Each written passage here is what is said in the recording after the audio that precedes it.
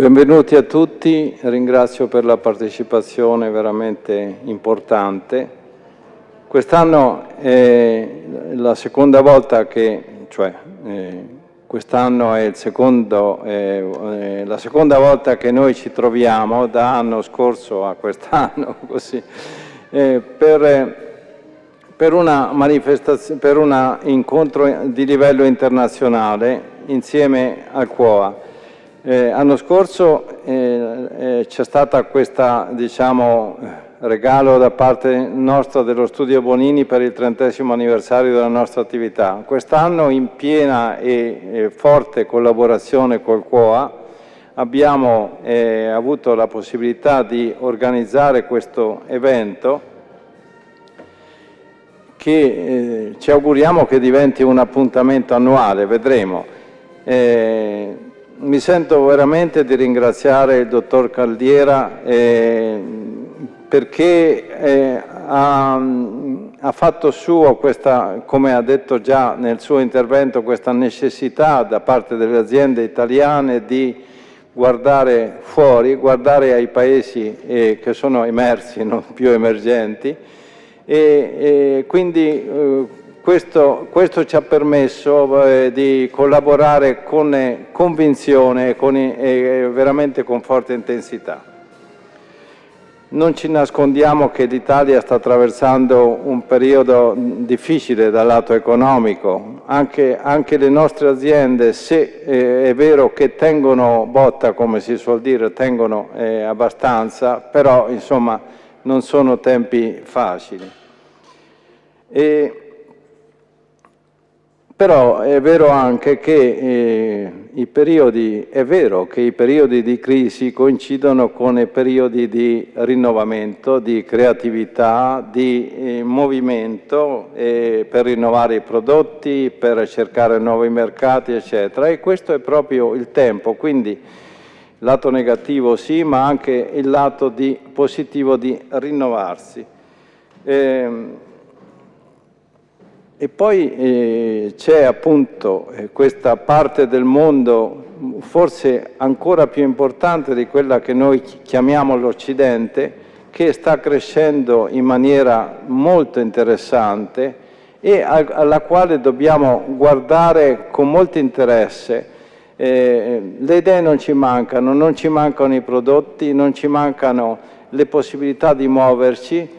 E quindi è per questo che quest'anno abbiamo invitato tra i paesi del BRICS cosiddetto, l'India e il Brasile, con persone qualificate che possono darci una overview del loro paese, e anche abbiamo invitato dei professionisti nella proprietà industriale che diranno alle nostre aziende come possono realizzare al meglio e difendere i loro prodotti con i marchi, con i brevetti, con i design, eccetera, perché ormai è diventata una cosa inscindibile anche a livello oltre che di protezione, direi di business, cioè se io ho qualcosa da offrire al mio interlocutore posso fare una licenza, se non ho niente non posso fare niente che solo vendere al prezzo più buono possibile e basta.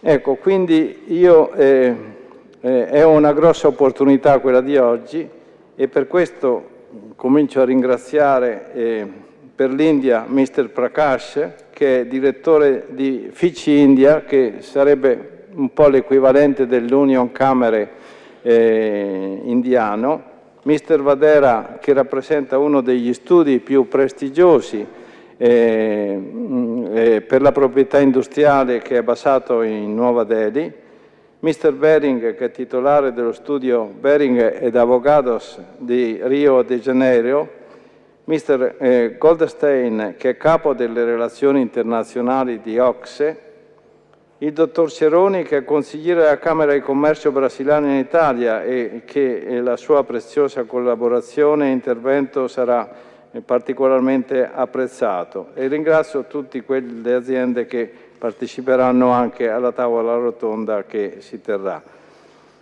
Uno speciale ringraziamento, consentitemi di farlo, ai nostri sponsor, che sono la Banca Popolare di Verona, nella persona del dottor Pugliero, che è responsabile dell'ufficio di rappresentanza di Mumbai, quindi in India, e la società REM di Padova, che ci permette la traduzione simultanea, che ha una qualità di traduzioni e di interpretariato veramente unica, direi, nel settore specifico, professionale e tecnico.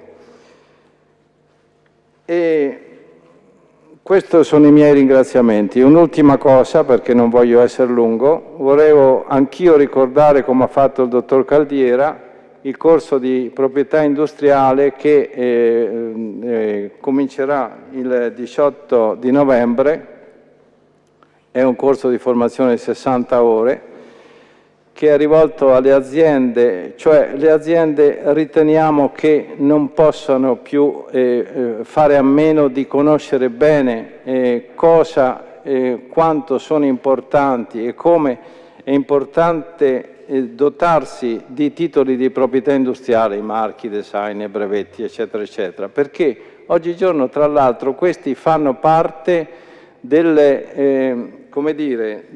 beni, dei valori aziendali, e anche le banche, quando chiediamo finanziamenti, eccetera, cominciano a guardarci, ma tu quanti brevetti hai, quanti marchi hai, eccetera. Questo è una cosa che all'estero è normale, anche in Italia comincia a entrare. Quindi mi auguro che le aziende trovino tempo e persone qualificate perché possano venire a questo corso. Vi auguro una buona giornata, grazie.